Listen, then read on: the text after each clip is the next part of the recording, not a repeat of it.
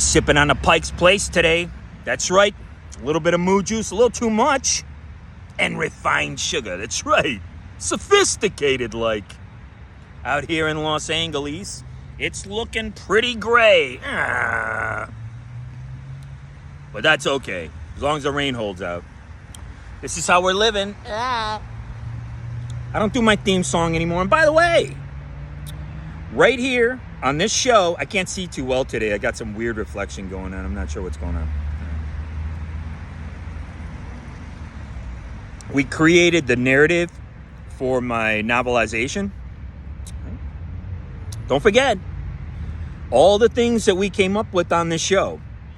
And this was all in accordance with us kind of talking it out, right? The Catholic Church got into this through confession.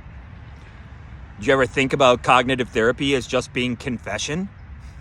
Do you ever think about sin as having more than what you need? Nobody ever thinks in those terms because they allow somebody else to define the terms for you, right? One of the most embarrassing things I saw recently was Owen Benjamin and Jim Bob having a debate. And you know, you have to debate things by the definition, okay? You know, like if Jim Bob is defining love for Owen Benjamin, then he should already actually know that going into the debate, right? And so they're kind of just left scrambling. It was really embarrassing, okay? But guys, this is what you're supposed to do. You're supposed to debate. You're not supposed to go online and and you're certainly not supposed to participate in the Milgram experiment, like the way I believe Elon Musk covered for. I believe he covered for these Fed rats, okay? But I don't want to get into that too much. We're supposed to be surfing the Eggyverse, that's right. We're going to tap into something brand new, okay? I'm trying to think of all the things. I was going over the narrative for my novelization. And again, what we're doing is we're combining music, my love of music, with my love of cinema, right? As I said before, you're never going to be on the set with Walter. The only time Walter is a filmmaker who was born in 1915. And the only time you're going to be on the set with him is when he first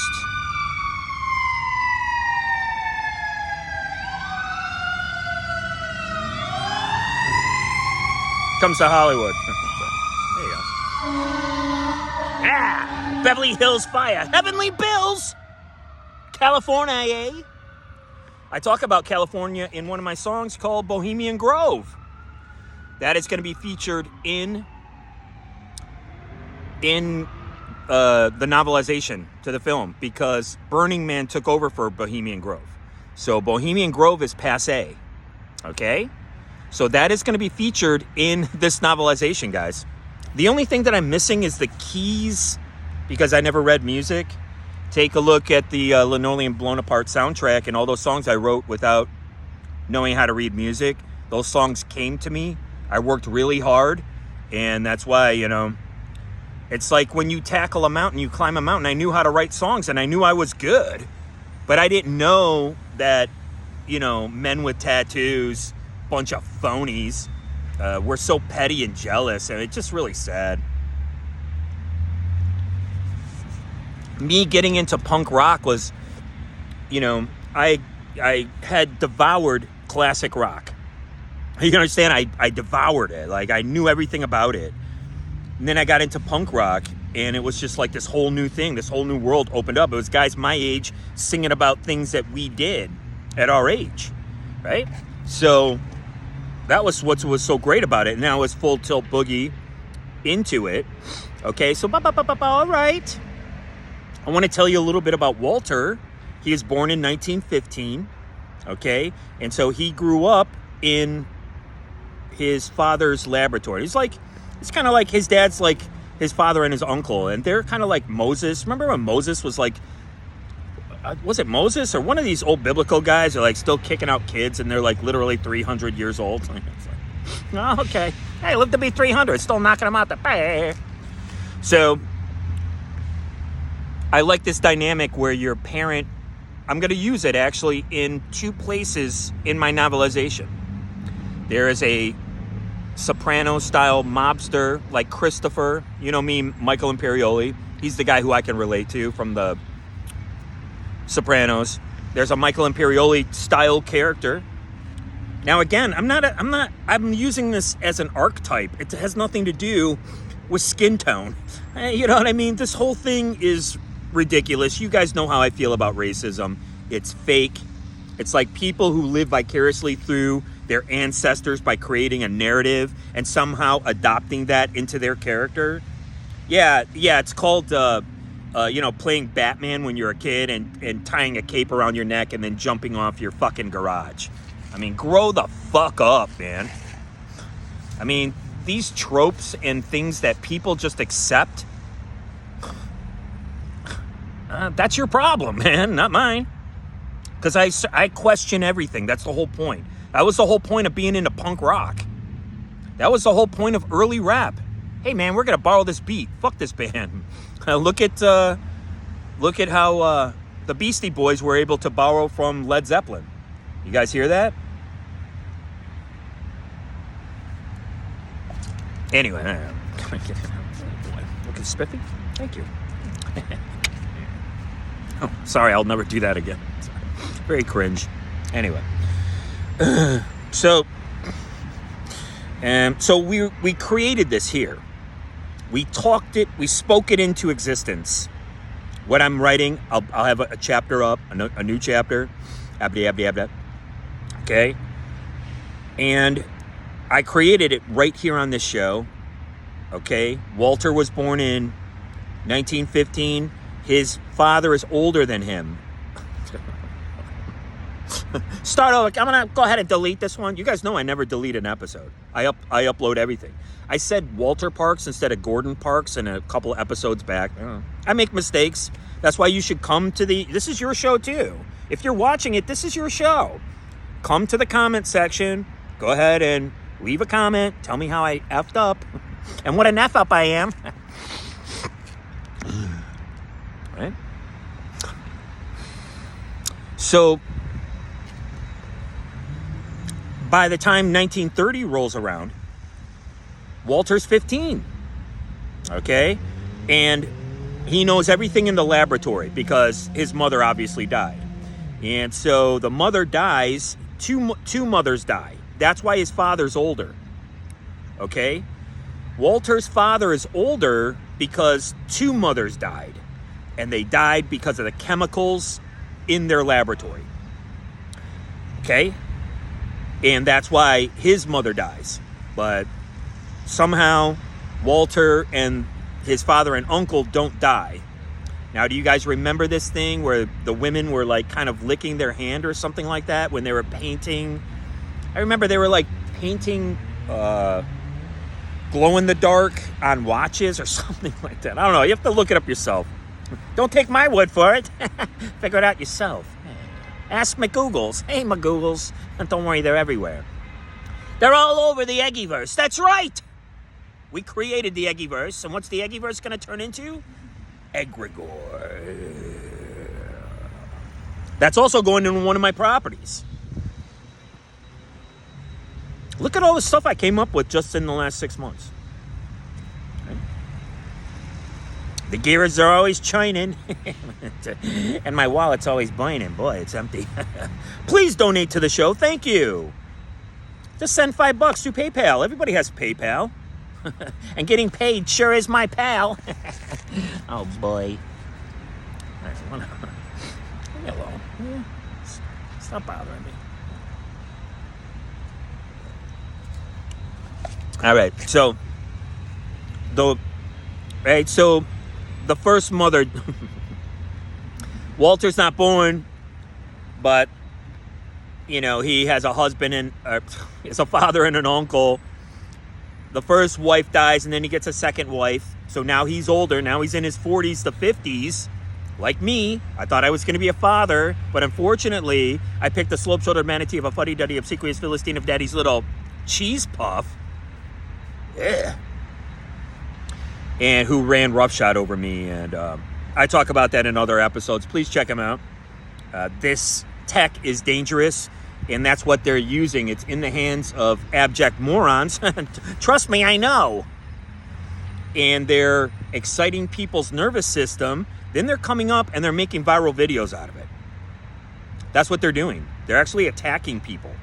And like I said before, Stanley Kubrick called out the fact that they're going to want the most ruthless people in government. Right? They're going to want the most ruthless killers in government. And that's pretty sad. You know, that's what you don't want. You want community liaisons like they have around here. You know, you want nice people, just genuine people.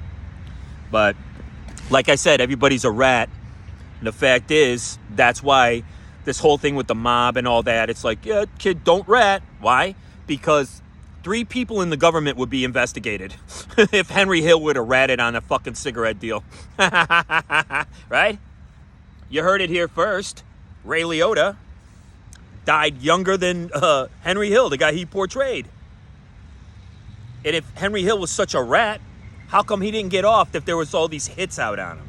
The fuck out of here with that bullshit. Goddamn hero worship fucking bullshit. Like I said, we gave that up in the punk rock era. And I was like, yeah, man, we all use the same porta potty.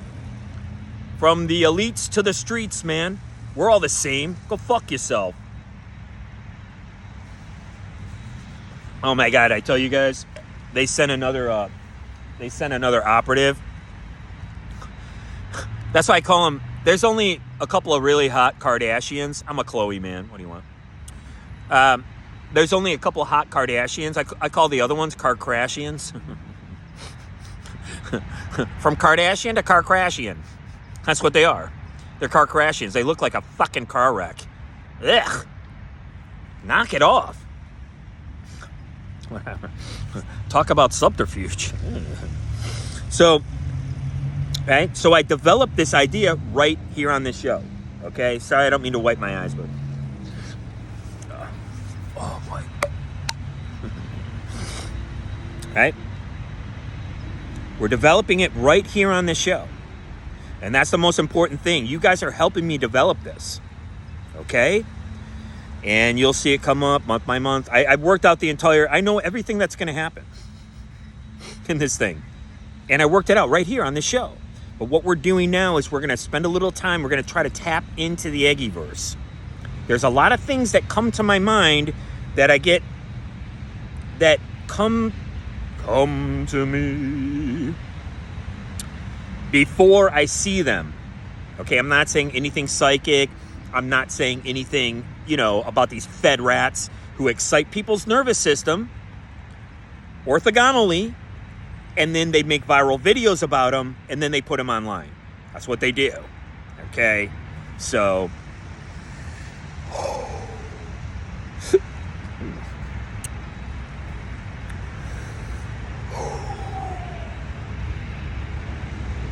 Okay, that's about it. All right, see you later.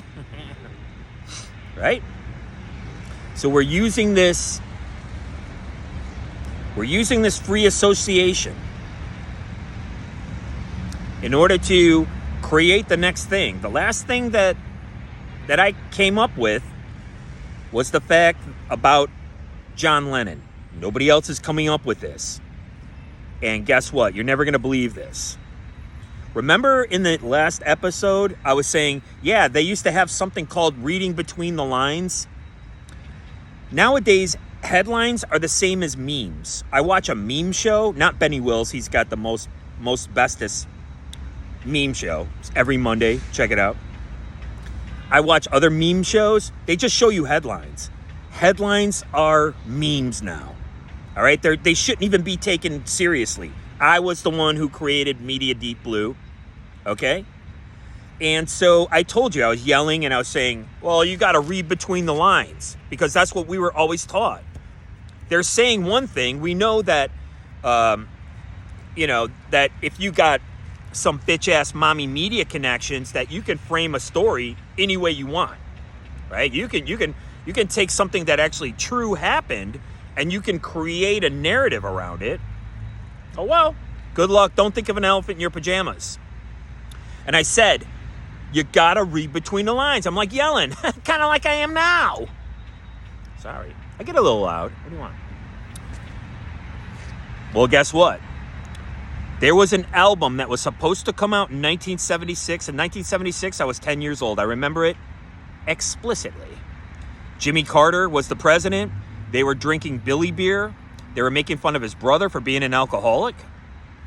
He was completely feckless president in order to make Ronald Reagan look like the hero that they tried to prop him up to be.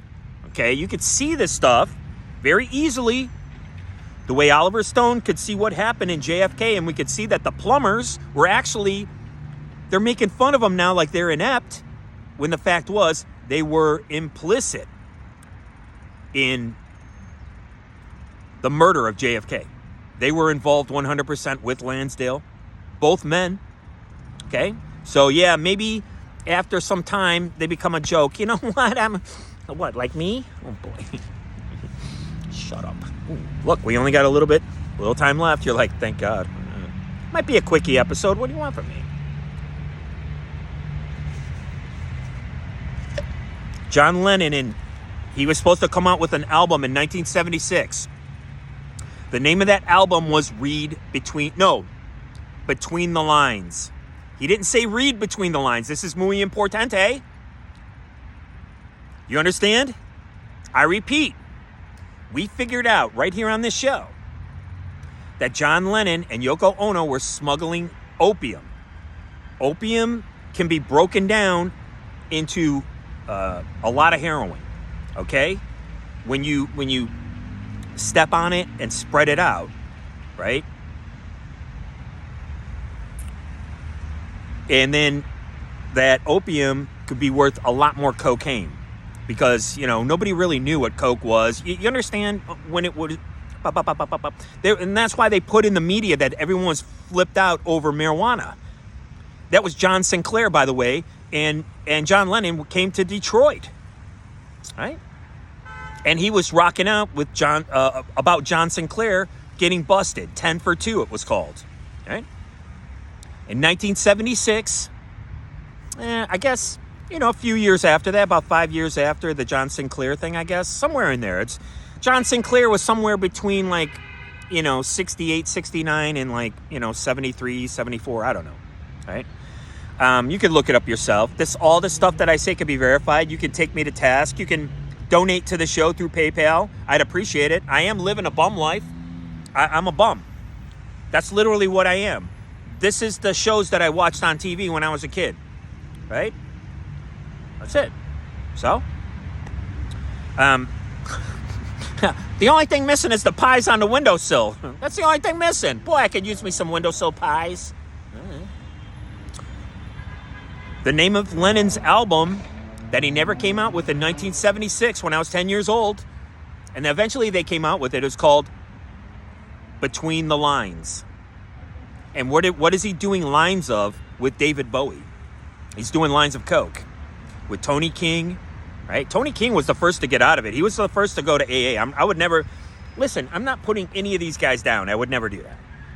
Again, you have to recontextualize what is going on years later when all this story comes out. And by the way, the guy who wrote The Plumbers...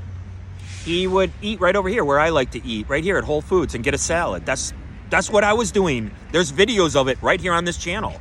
Just going right over here to Whole Foods and getting salads. And those salads are excellent, my friend. I can't afford it. In case you don't know, I live off the EBT menu like a bum. And that comes out to less than $8 per day. Because you don't get your money until the 5th of the month. Okay, and it's $278. That's it. You do the math. It's less than $300, right? In a 30-day month. Right? So you could see the name of the album, which I didn't know. You guys understand? So this is coming up through the Eggyverse. And what the Eggyverse is, it's multitude of things, right? Just like the logos is the word. The nuos is your mind, right? And the super gross is you, right? So we're redefining things on this channel, and we're going to come up with something new. We have to, excuse me, sorry. Okay, we're gonna come up with something new. I don't need anything for my book right now. Right? This book is completely worked out, and it's worked out in the timeline. And it doesn't have to be, in a specific place. There was fascism all over Europe, okay? But the timeline has to fit, right? And I came up with some great stuff. Now, what I'm doing now is what I did yesterday, but I did it, without putting it on camera, right? And I act this out. That's what I do. That's what I've been doing since I was a little kid. I act things out. And then I could sit down and I could write it out. Back then you would write it out. Nowadays, they put everything on video, blah, blah, blah, blah, blah, right? So that's basically what we're doing here. And we're creating something a little bit different, okay? So the Eggyverse is your algorithm that comes through. I actually have proofs. Usually I put proofs up in my community section, but there's no sign that anybody's even looking at it. So again, take a look at my community section. Please hit the thumbs up and do all that kind of stuff. If you're watching YouTube, you should be hitting the thumbs up on people that you like. I automatically do. Sometimes I hit the thumbs up and I don't even have time to watch the video all the way through. That's completely understandable. I created the narrative for this show for my novelization, for my new novel that's going to be going up. You can read it for free. Oh, damn it. Why'd I click that button? You can read it right on Kindle, where I was fired, where this whole kind of running game somewhat started, right? Not sure why. It's all about groupthink. It's all about, hating a person who you don't even know. Based on what? How do you know this person? Based on rumor and innuendo, right?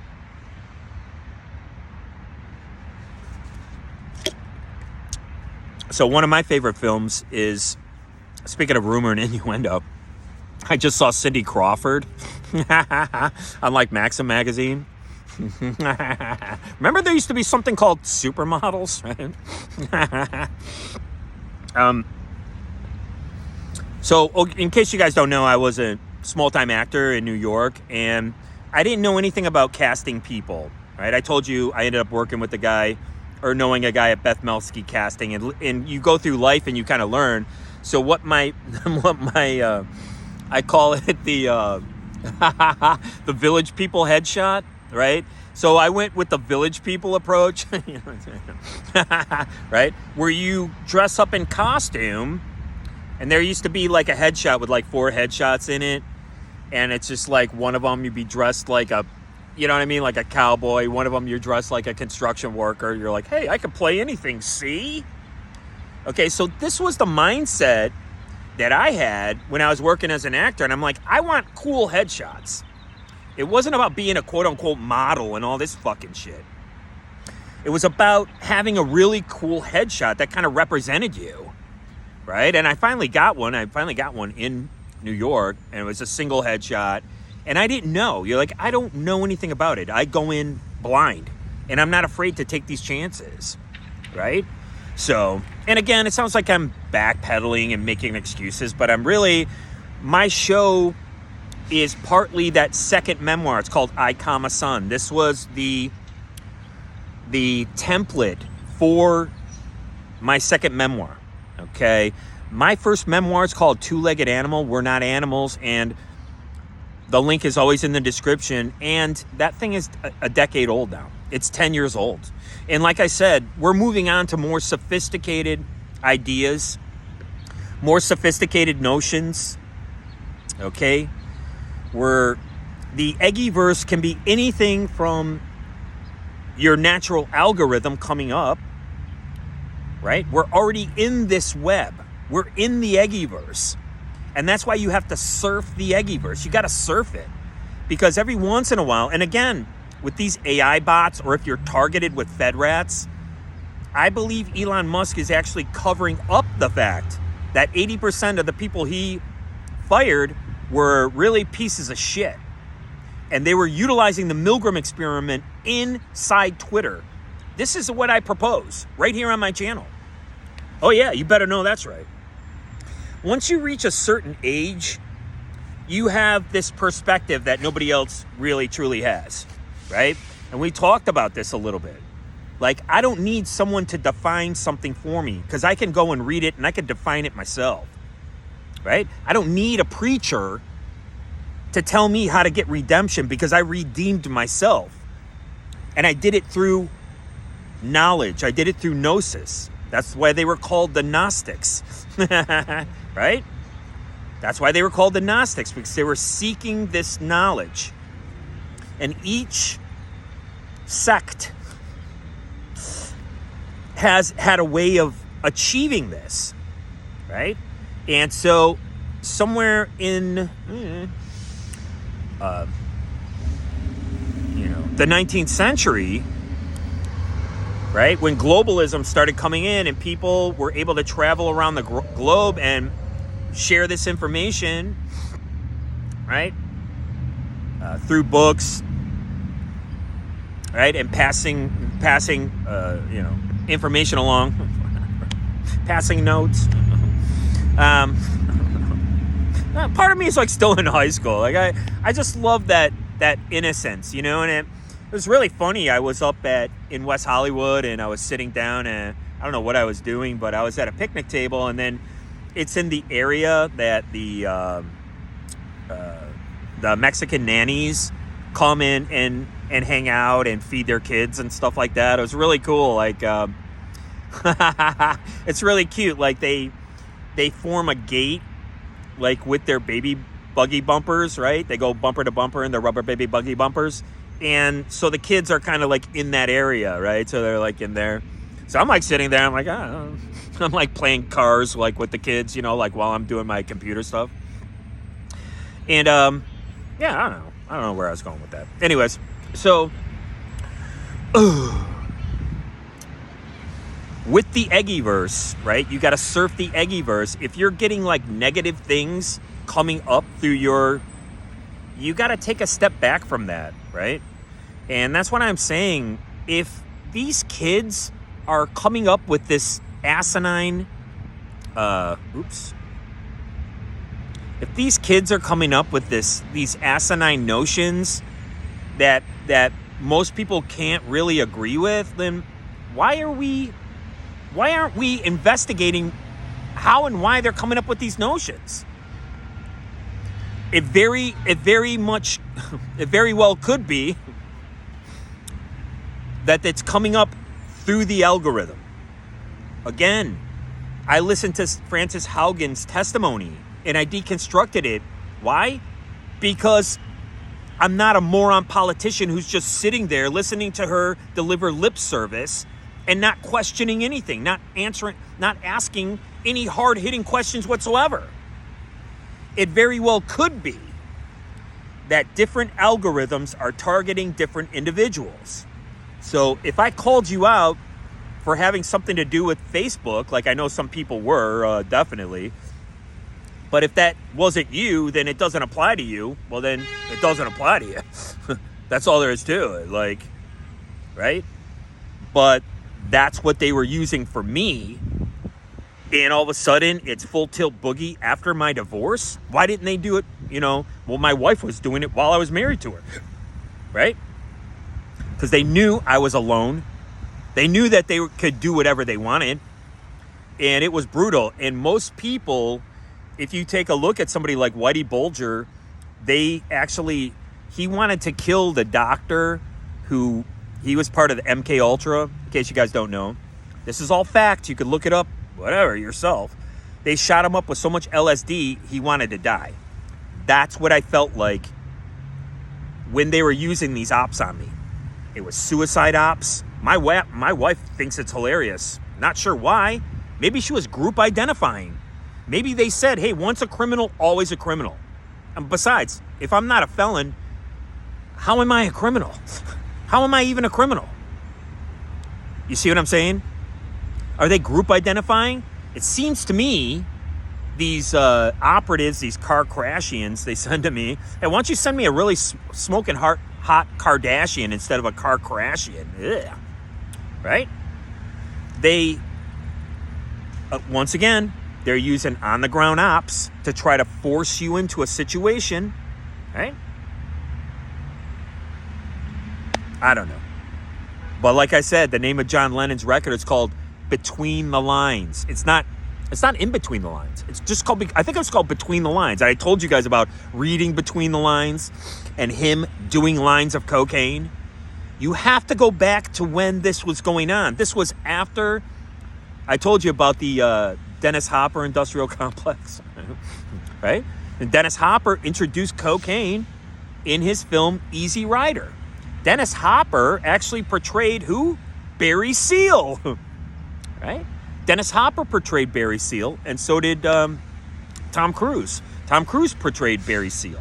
It was a bad movie, no offense, but I'm not sure what they're trying to do with that. I think it's more revisionist than anything, right?